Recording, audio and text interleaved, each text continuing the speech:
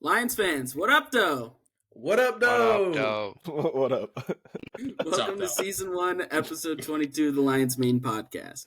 Lions are absolutely rolling. On this episode, we talk Lions-Packers recap, the trade deadline, and argue which players are thriving and those that are struggling. As always, thank you for your support. You can find us on Apple Podcasts, Spotify, and YouTube at Lions Main Podcast.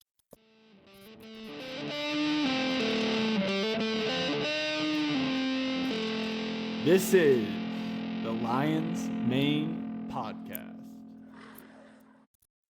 What's up, fellas? It's the most important day of the year, trade deadline day. And we'll get into some of the moves, one of the big moves that the Lions made. We'll also look at some of the other Super Bowl contenders and some moves that they made in the last couple of days. But before we get started, we're joined as always by the crew, me, George, Drew, and Jim. We're also joined by one of our really good longtime friends, Adam. So how you doing, Adam? Good. Long-time listener, first-time caller, boys. How we doing? Excited to be here. I'm over in enemy territory, so excited to see, talk about my side of it. So I'm excited. Yeah. Mm-hmm. Yeah, and that's kind of like the only reason we invited you on here, man. So I'm glad you gave them a little preview. But no, man, we're excited to have you. And so for our listeners, Adam lives in Green Bay, but he's from the day he was born, he's a Detroit Lions fan. And if we actually gave him some of those Detroit Lions questions that we gave Jacob, I'm pretty sure Adam would at least go 80% on those questions. So maybe a real Lions fan over here. Bet that over. He said what? I bet that over for sure. Yeah, for sure. I think our line is at 60%. I have no doubt that you would kill that.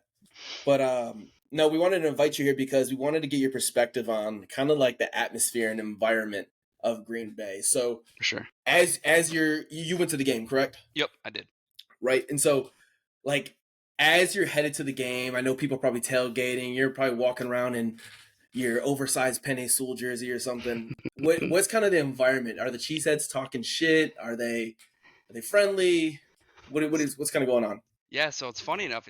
It's changed a lot over the 3 years. So I've gone to the past 3 games here that I've lived here. I ain't saying I'm good luck, but we have won all the past 3 games since I've gone. So I'm just throwing that out there.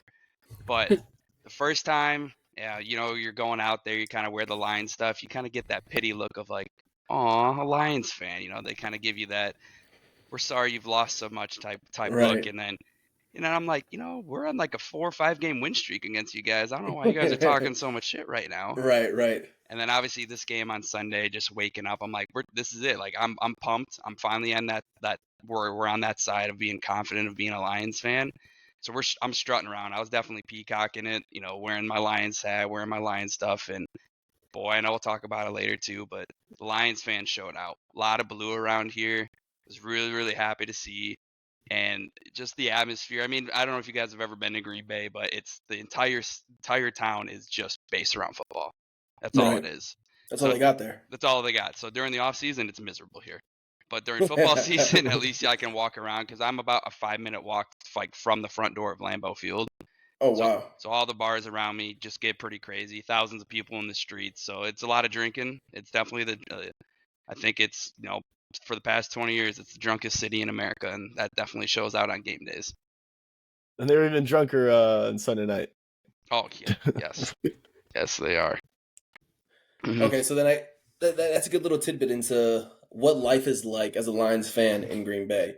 Some of these cities that you travel to are horrible. Like going to Chicago, those fans will legitimately try to fight you or cuss you out, throw things at you. Are Green Bay fans like that? I know Wisconsin people are known for being nice, but is that...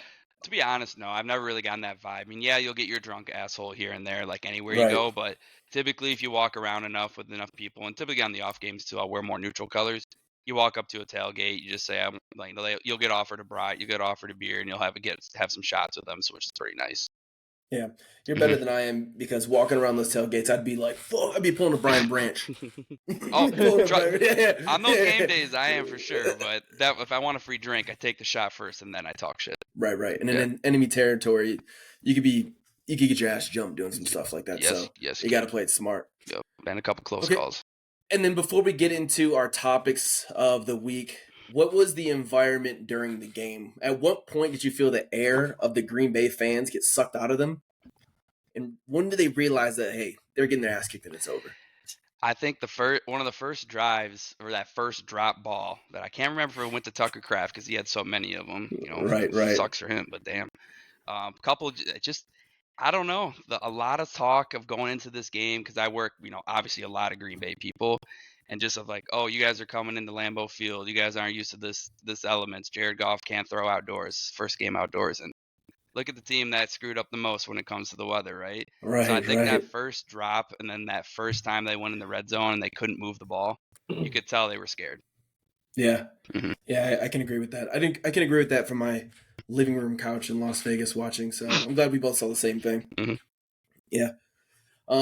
Fellas, Lions are 7-1, Vikings 6-2, Packers 6-3, and the Bears, which I predicted are 4-4. It looks like the NFC North is starting to slowly, separate itself.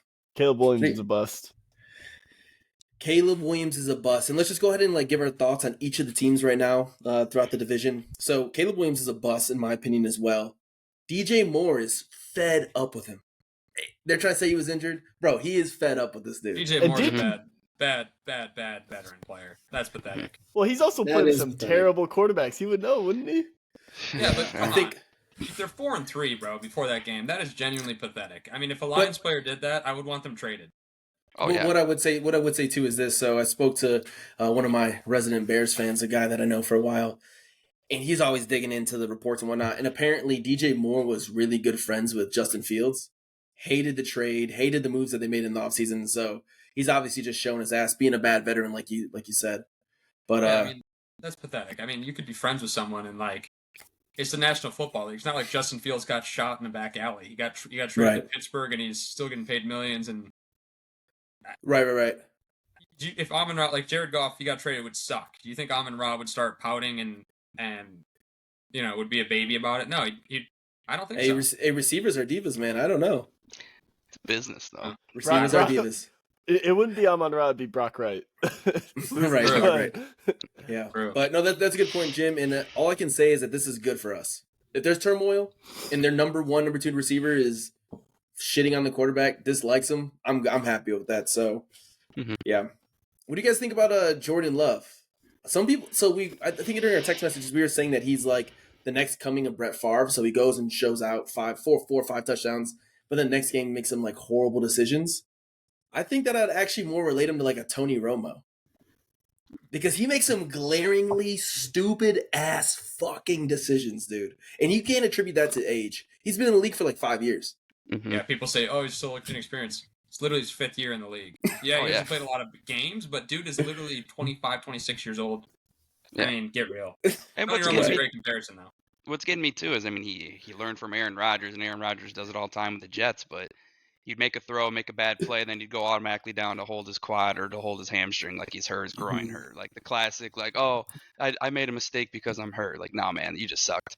Yeah, that's the high school football move. Mm-hmm. You miss a tackle and you're my shoulder. Have I done it? Yeah. It's also the Patrick Mahomes, if you guys watched last night's game. He was out on a fucking cart and then comes back in. I mean, I'm not even a Chiefs hater, but that was hilarious. That's the Paul Pierce. The Paul Pierce, where he gets carried off the floor. Yeah. he just had to take a shit.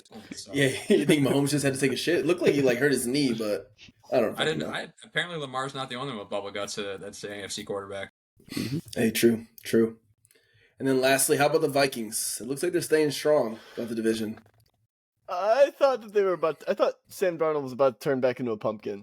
I don't know. He's looking like he played so well in the first 5 games, and then since then, I think he's very much looking like a bridge quarterback.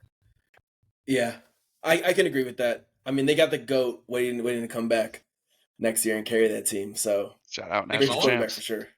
You talking about Nick Mullins? Yeah, Nick Mullins. So I feel like a lot of these players, they'll just have good streaks, and then they'll that's what happened with Jordan Love. I feel like had a good streak, gets paid, right? And Crazy. He's just whatever. Yeah. He's nothing special. So Jordan Love started to get all this hype or all this love at the end of last year when the Green Bay had to like win. I think it was 3 straight games, the last 3 games to make the playoffs. And like they played absolute dog shit teams. I can't remember. I know it was one of them was the Bears. I can't remember who else they played, but it was like everybody started hyping him up, and I'm like, well, you played against 3 shitty teams. It's like, and I haven't seen him play genuinely well against like. I mean, he played. Yeah, he carved us up last year. I think we're a little too down on Jordan Love. Did he carve us up? They beat us by a touchdown, and we made 5. Dan Campbell made 5 horrible coaching decisions during that game, and they beat us by a one-score game. He carved us up. I mean, let's get real. He's scored less than 30. He's not as good as Packers fans think, but he is not as bad as division opponents think. I think he's a perfectly fine to has moments of glory, like you said, Tony Romo. I think he's like right flashes of top 7, but also flashes of bottom 7, and like probably. I guess coming into the season, everyone was writing him into the elite camp, and I just MVP talks, things like that. Yeah, I agree with that. No, totally agree with that because I think you can even see it like this is the stupidest shit to complain about, and I do it all the time. It works perfectly, the rage bait, but like they have QB rankings on like every guy, power rankings, QB rankings. The Athletic, the writers like Jared Goff is surging, he's got a good chance to get MVP. Who does he still have above him? Jordan Love, who's 1 spot below him. CJ Stroud, 2 guys who have had objectively at best mediocre years, and he just said Jared Goff is streaking towards MVP, but yet he can't move above 6 plays. Right. And the same list had Patrick Mahomes above Jared Goff for MVP this season, not best player. This season? Right, yeah. Patrick Mahomes should be nowhere in that discussion. He should be nowhere in that discussion. No, doesn't. Yeah. Those people don't watch football. That's all that tells me. Well, Adam took off his Mahomes jersey right before this call, but I think he might agree. I'm just kidding. The thing is about the MVP conversation is I don't know if Jared Goff at the end of the season will have the stats to be like on par with the other MVP candidates, but if you watch the games, he totally has passed the eye test of like. Yeah. I mean, it's just because he's had low yardage now in 2 games, right? But he's efficient, had though. Yeah. I would like to see how the record and his efficiency comes into play. Because usually when we evaluate quarterbacks, how many passing touchdowns, how many yards, like those are the 2 big indicators. But if he's setting records and doing things we've never seen before in efficiency, and the Lions actually go, I'm not putting this out there, but they actually go like 16-1. You can't write that off. And so like one of my talking points about Lamar last year, and I'm wrong. Lamar is having the greatest season of his career this year. So I put my foot in my mouth. But last year's stats weren't nearly as good as the top 5 quarterbacks, in my opinion. Not even my opinion. Without his rushing stats, weren't even near the top 5 quarterbacks. But he won because the Baltimore Ravens looked like the best team heading into the playoffs. And they were just so dominant. So maybe if we have that effect and then in the season, then Jared Goff could pull that out. Even I hate to even say it too. I don't know if you guys watched Aaron Rodgers today on Pat McAfee. He did a little 2-minute snippet on Jared Goff of just saying how well he is playing, that he deserves a lot more than what people are talking about, to give him his kudos, just how efficient he be. I never would want to agree with Aaron Rodgers, that guy over there, but I appreciate those words. Never thought it would be coming from him, but yeah, it was nice. It was nice to hear him say that. I saw that as well. He's weirdly nice to other QBs. I feel like he's like bizarrely thorny around every other topic on planet Earth, but when it comes to other NFL quarterbacks, he's honestly been ride or die for NFL quarterbacks, especially like the ones that don't get enough credit. Yeah, right. Yeah. He can fuck himself. Aaron Rodgers, come on. Yeah, he made me like the guy growing up. Yeah, Goddamn. I appreciate it. Yeah, I appreciate it. I remember there were times with Matt Stafford when he wasn't getting enough credit, and at least Aaron Rodgers would like bring a point out. Like every time they talk about like Mahomes throwing the sidearm pass, Rodgers like there's a guy who did that in Detroit for 10 years. Yeah. I wondered, did they both go to Cal? Yes. Yeah, they did. I wonder if they have that connection. Like Eskimo Bros? I think Aaron Rodgers, like Adam and George. That's what the Darkness Retreat is. Yeah, that's right. All right. Let's get into some real news. All right, let's get into some real news. George's about to say, cut that. All right. We already discussed that it is the most important day of the year for us as Detroit Lions fans. Trade deadline, and so the Lions made a big move. this morning, traded for Zadarius Smith. What do you guys think about that? I think it's Drew, wonderful. I think it's wonderful. We gave up a 2025 fifth and a 2026 sixth. Seventh. Is that correct? Seventh. Yep. Got a seventh back. Yeah, I don't think that it's going to be like the reason the Lions win or lose a Super Bowl, but I definitely it's not something I'd want to be at the end of the season looking back on wishing like, oh, but if the season does end up the way we want it to, I wouldn't want to look back and say like, damn, should have had a pass rusher. Yeah. Right. So one thing I do just want to bring up with the Smith is, I mean, he feels like a stopgap really for like a year and a half. He is 32 years old, ex 3-time Pro Bowler, and has had a decent so far with the Cleveland Browns. Do you think he's going to push us over the top to get to the Super Bowl, Drew? I think that with the loss of Aiden, we lost a double-digit sack guy. I think that Zadarius has already 5 sacks on the season, and so he's right on par to reach that double-digit sack. And I think that if you watch the games, it's we're pretty lucky that our DBs have generally stuck with opposing wide receivers because they just have had a ton of time. And so I do think that even as just something that other teams have to game plan against, if let alone his ability to get after the quarterback is going to be super important. But to answer your question, I don't think it will be the reason why we win the Super Bowl or get there, but certainly helps. I think it prevents a potential. I don't know if it's like puts you over the top thing, but what I think it does is it fills up a gap where if you don't have that, there's a few teams that can, in the right games, the right conditions, the right whatever, can really take advantage of that. I think our DBs are so much better than a couple of years ago. I think all 4 are an upgrade from the starters we probably were throwing out there 2 years ago. I mean, Kirby was starting 2 years ago, but he's better than he was. Linebackers are better. Defensive tackles are better. So I think our defense, the only weak spot, which we didn't anticipate coming into this year, is the defensive end. So I think if you can put one quality guy in there who is an NFL, at minimum, like starting caliber D end, and when Paschal's healthy, that's 2 probably starting caliber D ends. You also got Enrique's got. So like now, barring another catastrophic injury, inshallah, we should be good. We there shouldn't be any reason why a team should be able to pick on one thing against us. Now, it doesn't mean we're winning the Super Bowl, but we don't have to watch dudes signed off practice squad and 7th round picks, who this isn't 7th round picks or undrafted free agents who like have shown like major strides. This is just dudes that they're just trying to throw bodies at the opposing offensive line. We don't have to watch guys whose names it's our first time hearing in week 11. So I think that's a big win in of itself. Do we know what Zadarius Smith is like personally? Like what he's like in the locker room? Is he going to be a good culture fit? Because I know that's something that Brad Holmes is always looking at, it seems. That's the only thing that I am a little scared about.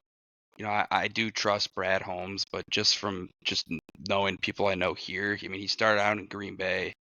He wasn't liking something. He kind of whined his way out of here, went to the Vikings, kind of whined his way out of there as well, and then went to the Browns. So obviously he's a great player when he's playing well. Obviously, I just hope we keep him in the locker room and he's not going to be, more of that cancer that I think I've heard from other teams. So as long as, like I said, I trust Brad Holmes. He wouldn't take someone in that he doesn't think is going to fit our culture. So hopefully he aligns with that.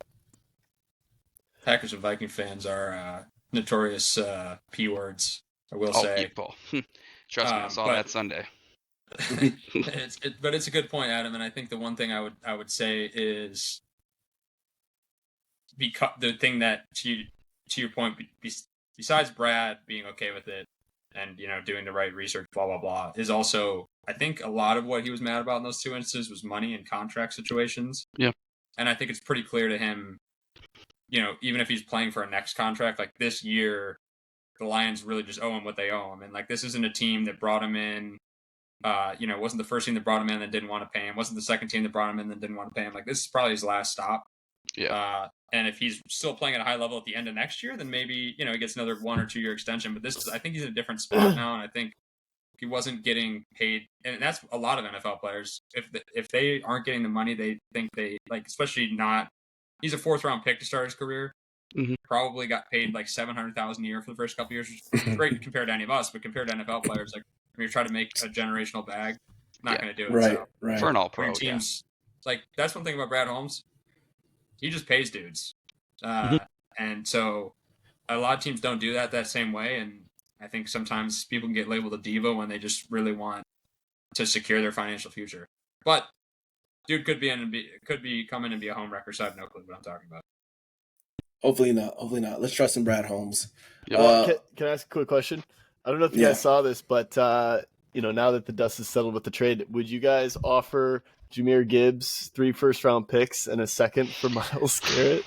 That's the dumbest shit I've ever heard in my life. I can't believe that guy is on national television. Yeah. What was that? You got laughed. You got laughed at on national It's on television. Get Up. I think it was on Get Up. I can't remember the guy's name. Yeah, he was on a there, former NFL GM. Yes. And he would basically George. It sounds like you didn't see this, but I didn't see this at all. He's basically like a theoretical trade offer. Who says no to a Jahmyr Gibbs 3 firsts and a second for Myles Garrett? No. No. And everyone else on ESPN, like one of the dudes got up, walked away laughing. Yeah. Like they were all just like, "What the hell are you talking about? Like that doesn't make any sense." There's a reason he's not GM in the league anymore.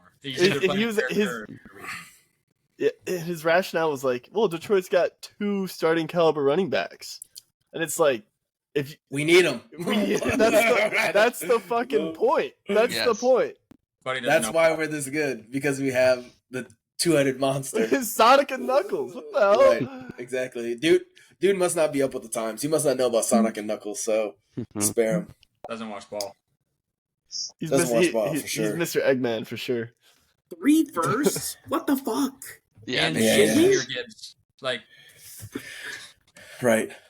So, to your first point, Jim, he's going to help probably alleviate those big 3rd downs, those big 2nd downs where we're not getting any pressure, and then TA is out there on an island.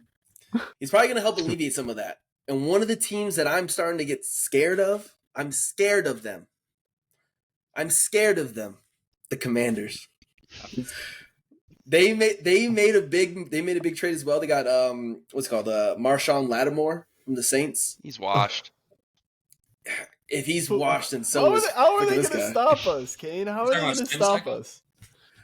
Yeah, nobody can stop us, right? Can we stop Jaden Daniels? Hopefully, with Zadarius Smith, we can. What's the most Jaden points? Daniels is him, dog. Jaden Daniels is him, dog. Where is this coming Almost lost from? to the Bears. They had that miracle play. Now, Jaden Daniels. Where the hell is this coming from, Kane? That's what Go I'm ahead, saying. Jim. So I'm looking at. I just want to open this up. So I'm looking at threats, right? So I'm looking at the Eagles. Nah, Seattle, Rams, Arizona, nah. Then I see the Commanders cooking with this young buck, and I'm a little nervous. And he can move. Have you watched He's any of their gliding. games? Have you watched any of their games? Probably 3 of them. Okay, they're going to be on the Thursday night, I think, in 2 weeks. Not this Thursday, but next Thursday. They play the Eagles. I think that is like a good barometer game because I think the Eagles, like that roster, you can't not look at the Eagles roster and say that it's slightly threatening. But I am not afraid of the Washington Commanders. The Commies? No, crazy that a military man would be afraid of the Commies. Fair enough. I don't know. Kane I don't know if I'm cooked. I think I know ball a little better, and when I see greatness, I can just recognize it. Oh, please. So, Kane, honest question. Sincere question. Do you think their offense can outpace our offense? That's not a loaded question. That's not a loaded question. No. Then why are you scared? I don't know, man. Because offense doesn't win. Because clearly, like, offense doesn't win championships. I think, and we do win the turnover battle, which is what we've done the whole year. But like against good teams, you might not win the turnover battle every time. But we have against good teams this year. What good team? Vikings are going to fall off. Packers aren't good. Okay, let's not be unrealistic here. We are a great team. They're a good team. We are a great team. We're the best team in the NFL. God damn it! No, we're the best team in the NFL. The Packers aren't good. We're the best team that's ever been. But They're all So good. every team is not gonna be as good as us. That's the whole idea. Right. I agree. So one thing I do want to bring up though, the Lions, we do have the toughest schedule based on opponents. What is called win-loss records right now. So like we have the toughest schedule in the league to finish out. I don't see any major threats in there, but You literally just said we play the Commanders. You literally just said we're afraid of them. we don't play the Commanders. yeah, I'm afraid of them. The Commanders are not on our schedule. He's afraid of them for the playoffs, I think is what he's saying. Right. Oh. NFC Championship game. I get the confusion. We got 4 How about we watch the commies beat the Eagles? The Eagles, if they ever get their shit together, they're threatening. I mean, we'll talk about this in our third segment of what scares me the most. There's some glaring weaknesses that you guys fail to see that when matched up against star receivers will get bullied. They will absolutely get smacked. Yeah, we didn't in play our man coverage. Is this You're right. not So the the same Eagles- shit for 2 years? Like, what the hell? You're acting like Yeah, this what do is you a surprise. I mean, we're going to be better than we were last year, so I'm less worried than I was last year, and we did great last year. We already played the best receiver in the NFL, and he got 81 yards. Justin Jefferson, who eats defenses alive. He got his against us, but he's the only threat. He was the only threat. When you go against the Eagles, who have Saquon, Big Batman, Skinny Batman, all the Batmans, I like that. I do like that. But Aaron Jones, quarterback Batman. really good player. Aaron Jones is a legitimately good player. Jordan. Now I agree though. They have a stacked team. However, do you not think Jalen Hurts is going to at least have 2 turnovers and Nick Sirianni is going to absolutely do something boneheaded twice in that game? Yes, I definitely think Kirby and BB are both walking away with a pick, and I think we see 3 touch pushes in that game. So We're gonna hit one of these. yeah. Hey, everybody do their best Kirby impression. 1, 2, 3, go. You guys are wild for that. I didn't see you do it, Kane. Let's see it. Yeah, I'm not fucking doing that. I want to see you guys do it. What the hell? That's going to be our screenshot on YouTube. What the heck? All right. That's perfect. Cleva was leaning off to the side. And I was waiting for you guys to see if you're going to do it or not. Right. Hey, Cleva, follow my lead, man. Follow my lead. I got you. All right, so let's get into our normal segment. So let's go back to the game. Let's go back to Green Bay. Who are you guys giving your game ball out to?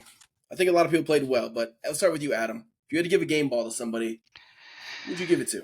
So I'm going to go a little different route with this one, I think. And this is just because I'm going to give it to the fans. They showed out for this game. It's been 3 years in a row where when I'm there, there's so much blue in that stadium. Jared Goff.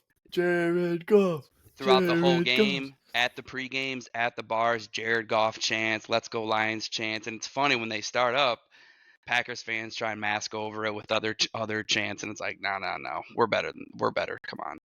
And I do want to say there's an issue in Green Bay that people don't talk about. So their season ticket package, I don't know if you guys know this or not, they split it into 2. There's the Milwaukee package and the Green Bay package. This is just the history of where like the Packers started with like the Green Bay or Milwaukee Stadium or whatever it is. I don't know who decides these games and who gets who, but the Milwaukee package, so everybody multiple hours away, that got all of the divisional games this year. And they always sell their tickets. And I don't know if you guys remember last year, me and Connor went to that game actually. There was so much Lions fans that they actually put a memo out on Twitter after the game saying, if you are a season ticket holder, stop selling your tickets to opposing fans. At least division games, like have some pride. Are you serious? It's bad, man. I mean, they don't know. Fantastic for us. They don't know we travel like that. Mm-hmm. Oh my God, that is horrible. Fuck them. Our fans, good one, Adam. That's so good one. I'm just saying, our fans, the chants of "Let's go Jared Goff, let's go Lions," they showed out and they stayed through the rain. They stayed the entire game. They went down to the field after. I'm proud of our boys. I was looking for you when Amon Ra did the leap. He did on the other side. I was down on the other one, still chanting, but yep. Oh yeah, that's awesome. Yeah. Let's go over to you, Drew. So, who are you going to give your game ball to? I think I got to hand it to the O-line. I think that this game was won in the trenches. I thought Taylor Decker, who we've talked about not playing well the last couple games, I thought he played excellent. I thought obviously Penei played. There was one play in particular where he basically moved the entire right side of the offensive line to free up. Oh yeah, touchdown. Mm-hmm. Yeah, and I think that especially in a game with like what the whole narrative about the weather coming into it, I thought we dominated. In the 4th and 1 play, the first touchdown absolutely moved the Green Bay defensive line, score that touchdown. So yeah, got to hand it to them. Yeah, I think honestly, if I had it, so me giving out my game ball, I have to agree with you, and I want to be specific. I'm going to give it to Penei Sewell. He had that one play where he got bully balled. We've never seen Penei Sewell get bum rushed by your boy Rashawn Gary. Go Blue. He tripped. He did trip. But we've never seen it we've never seen that out of him. And after that play, dude, he moved that defensive line, those linebackers across the field. There's the one play you talked about. He blocked 3 people on that play. Mm-hmm. I think even the best fall down sometimes. I don't know if he tripped. He proved that he was human. Did. He literally did trip. He proved that he was human. How about that? And so, I mean, I don't know how you could quantify this, especially with like Lamar and all these different positions, but Penei Sewell has an argument of being the best player in the NFL. Oh, yeah. Yeah. That's non-quarterback. So. I was telling one of my buddies that I think that he's legitimately the best non-quarterback in the NFL because it's hard to compare like a right tackle to. It's impossible. But And I think I did see a stat today, and not to get into that other side of it, but just to attest to what you said, Drew and Kane, I think the Packers only had 8 pressures the entire game, and one player on our defensive end, Lee McNeil, had like 10. So one player had more pressures than the Packers themselves. So shout out to our offensive line and protecting our boy Jared. That's a great stat, Adam. That's awesome. Yep, shout out to the O-line. All right, George. Who you giving your game ball to? Game ball. This is somebody I said that we should look out for, and he could have a great game. Brian Branch. He brought the boom.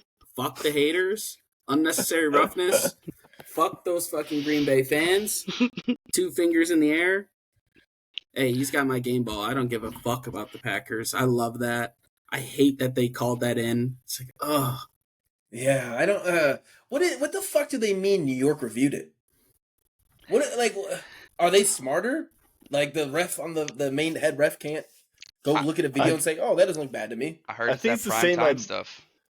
Yeah. I heard I think it's the same idea behind like if they see a player that might have gotten a concussion, they can remove them. Like there's somebody that's observing like the games. Is it AI? AI taking over? Oh. It's what do they call it? The Sky Ref or something like that? 2029. Yeah.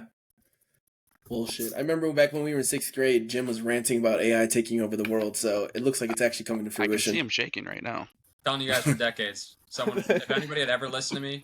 No, I'm not even kidding. In like 6th or 7th grade, I remember Jim bringing it up, and I was like, I don't know what the fuck you're talking about. I will ask you guys a question about that, though. So it was definitely hard to see at the stadium. You know, obviously it was just a big hit, and I saw more of the flags that happened.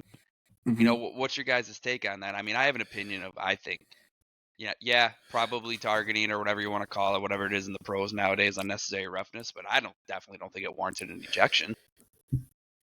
I think that, so like if a player gets 2 unnecessary roughnesses, right, then they're ejected, like off rip if they get 2 of them. Yeah. I don't think, it was definitely late. It was definitely stupid. Like he took 2 steps and then hit the guy after he already dropped it. But like, I don't think a ref should be able to make that decision in such a big game, big atmosphere game like that. He already give him the one. It's like soccer. Give him the yellow card. If you give him another, he's out. And so that's my opinion. They spoke about intent on the TV, which is something that's awfully hard to prove too. So I don't know. You say consent? Intent. Oh, incest. Can I hit you? Yeah, no. I think you're spot on, Adam. Kane, George. I think it was penalty. Should have been a 15-yarder. Should have stayed in the game. I mean, it was pretty hard hit, but I don't think it was like particularly. Should have hit him harder if we were going to get ejected. Might as well. Yeah, we're going to get ejected. Literally puncture his chest with your head. Literally spear him. Hurt him permanently. Hot take though, did it help us? the ejection, did that change the tide a little Did bit? Did it turn us up? Yeah. Type thing. Perhaps. It might have turned the defense up because Joseph came in. What's the other Joseph? Brandon. What's his name? Brandon Joseph came in and actually had a pretty decent game. Yeah, he did. Mm-hmm. He fulfilled the role, and then Kirby went Zuper. Kirby.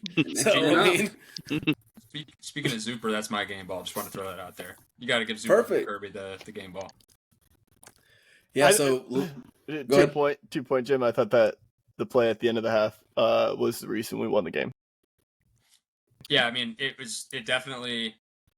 If it's not the reason we won the game, it's the reason we were in a position to put the game away. You know what I mean? So in effect, it's basically did the kind of legwork to get us to where where the lead was insurmountable. Also, I gotta say, sometimes sports media, you can tell they don't watch your actual game, and that's why I don't comment extensively or write articles about other teams. Someone said, "Okay, because you're right, Brandon Joseph came in and played fine." Like there's a couple plays where like Jaden Reed or someone beat him. Ooh, it's a great receiver beating. It's gonna happen. People were like, he stock down on Brandon Joseph. What are you talking about? They literally barely did shit. We played half prevent defense the whole second half. Like, again, I don't mean to complain too much about the media, but sometimes they just blow smoke out of their ass to hear themselves talk, which I do all the time, but I don't get paid to do it. So that moment, it's moment Tuesday, in the stadium. Sorry, it's Tuesday. Pipe down, Adam. It's Tuesday, November 5th, and Jim's complaining about the media. Crazy. No, Go ahead, Adam. I would say that moment in the stadium when Kirby had that pick, you could see like everyone was like a little excited for them to get the ball back and try and get some score, get some movement on before the half. Loved it. Everybody just completely was depressed. All the Packers fans sat down. All the Lions fans were up cheering, high-fiving. Oh, God, it was great. It was amazing. How many fans were like right in your like immediate surrounding? So I actually didn't have very many, which kind of sucked. Well, I mean, I enjoyed it, but I got a lot of backhanded comments from a lot of people around me because most of them were season ticket holders. And I think because I got tickets pretty late and because they were pretty expensive, and then obviously the rain came and all those fake fans started selling their tickets to try and get some money. So I was like, hell yeah, I'm gonna buy a ticket.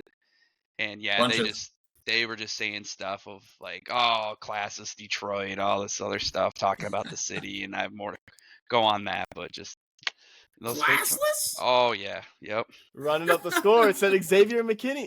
Yep. Oh, when the whole Brian Branch and then that other personal foul late in the game were like, classic Detroit thugs out there, terrible players. I'm like, dude, I'm beat your ass. None of them are even from Michigan or from Metro Detroit. What the fuck? I was like, whatever. That's definitely not racially motivated. Yeah, you guys say whatever you want to say, whatever. You guys lost. Take your L. I know you're not used to losing. Get out of here. Classless, bro. Running up the score. This isn't fucking high school football or even college. It's not Alabama versus Southern Mississippi or something, bro. This is the NFL. Run the fucking score up. We got records here. We got Hall of Fame shit on the line. Like we're not going to get 50 and then pull Goff, bro. No, he's going for the MVP. Go harder. Yeah. So Green Bay is definitely some peas. I like that. Good call out, Jim. Good call out, Adam. Both of you guys. All right. So this is, I hate talking about this segment, but is there anything in this game, anything on the season so far that leaves you guys a little bit concerned heading into the 9th game of the season? George, come on. I know you got something.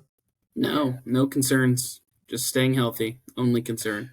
We're playing well. That was a game that I thought was going to be tougher, and we managed. We managed as hell. Even without our best defensive player goes out, I was fucking shitting bricks when that happened. I was pissed. Yeah. And then we did just fine. So, are you not a little bit afraid of your unwavering faith? Like your inability to question things? Baby. All I have in life is faith with everything. What the hell? Dane, you either have faith or fear. There's something you can't see. What are you going to believe in? What about just accountability? Having accountability for some of these players' actions. Like what? Like being 7-1 and steamrolling good teams? Yeah, I'll hold them accountable for being good. Good job. What about J-Mo's trouble with the law, Jim? Oh, his trouble with the law is technicality. Go to hell, pal. Buddy's a good guy. Hey, apparently both those guns were the drivers. Covered. Free J-Mo. I got no problem if your brother's a criminal, which he's not, by the way. But if your brother's a criminal, and doesn't have a gun license or doesn't have the right paperwork, not my problem. Foot in Drew, the who mouth, are Jim. you to Slow down. judge? Who are you to judge, Drew? I'm My not. goodness. Brother Absolutely Williams, not. I was just not asking a the bad question. guy. That's an innocent man that you are judging. Jeez. Yeah. I mean, maybe not the time and place for this, but maybe they just need to change the gun law. I don't know. Well, depending on tonight's results, that might happen. But I do think that the one thing, and I'm not going to go down the same where you're going to go, Kane. Even though we added Zadarius Smith, which I think is a huge addition, I do worry that if we have even one more major injury along that D line, we'll be right back to where we were right now, or right before the Zadarius Smith trade. So, to George's point, like keeping the health of that D line is going to be paramount because every other unit I think is actually pretty healthy. It's just really our pass rush, which has been kind of decimated this year. Every good team has a unit that's decimated, but man, you just hate to see any more serious injuries along that D line. They've poked at the linebackers too, which is usually kind of helps the D line then too. So it's like Right. it's a little. Yep. I guess there Yep. you go. There's Barnes, a concern. Malcolm, yep. I think my biggest fear is maybe it's a question is are we peaking too early? Like the Philadelphia Eagles last year, going 10-1 and then losing the last 7. Yeah, They I weren't think it's our important best. to try to peak before the playoffs, obviously, and I'm just asking the question. It's a good question. Yeah, that is a good question, and that I think that's why I'm more skeptical about some of the things that we text during the games, because it almost feels unreal. Like in this the 4-game stretch prior to this, we have the most points ever scored in a 4 game span. It feels surreal almost, and I'm just pessimistic. I'm scared of teams, so No, I think it's the weird thing for about being a Lions fan is that we've never seen this before, so we don't know how to act. Right. Like we don't know what the outcome is. Like, is it possible? Because it's to your point, like Lions are literally breaking records, or Right. You're hearing all these first time since 1950, which is like it absurd. obviously before way before any of us were before born. Vietnam. Yeah. It's before fucking Vietnam. What the hell? Yeah. So Hey, the It's like difference not between us only and are the we good, Eagles, we're like really, really good. It's really weird to like. hey, great point there, Joey. Boy, does it sound good though to hear all these analysts say Detroit Lions best team in the NFL. Right. It's just- They want to hop on the train. Yeah. Get off the train. shout out Jay Stock. No, we have Dan Campbell, not Nick Sirianni's the other thing, Drew. We don't have Big Dom's steps on as our coach. You think Dan Campbell's the best decision maker in the NFL? That challenge is terrible. Okay, come on. You're comparing him to Nick Sirianni, and it's not just in-game decision; it's overall team building. I mean, the dude is. Yeah. Come on, Nick Nick Sirianni is a caricature of a human being. Right, and he hates his own fans. So Yeah, he fights. I mean, dealing with Philadelphia I don't fans has blame to him. be fucking miserable. But Yeah. like, blame him. you can't show it, bro. You can't crack under Make him wanna- pressure. You gotta like Like want lock to blow my in. brains out. Right. Yeah. So One thing I think Dan Campbell does a good job though, and that was kind of the thing I'm thinking about. Like are we used to being this good? Like how are we gonna handle this fame or this like saying like, oh yeah, we are the team, like we are him. But I think Dan Campbell helps like ground our players and just let them know like, hey, it's a game at a time type thing. Yeah, our eyes are set on the Super Bowl, but I think he just makes sure we're not getting ahead of ourselves and make sure we're ready for every game. yeah, I think in order to do that, he just has to come to the locker room and go, "I love you guys, man. Shed a I tear. love you guys, Yep. man. You're a family, man. We're gonna drown him. Grab him. You're all I think about, man. You guys gotta trust me, man. You gotta trust me. Trust me. Kiss me, guys. That's a good point. It's gonna get a little more rough in the final stretch of the season. We play some big teams like the Bills, and so put us to the test. See if we're playoff ready. Good point, Drew. You got me fucking thinking about that. Are we peaking too early? Fuck. That's not even a thing. Don't. It is a thing. No, it is a thing. You just play The football, Eagles did it and last you're year. gonna The do Vikings bad. did it. The Vikings did it the year before. We ain't the Vikings. Teams do it. A team does it every year. All right, you got to think of. There's no context given in these conversations we're having right now. Why did the Eagles do bad?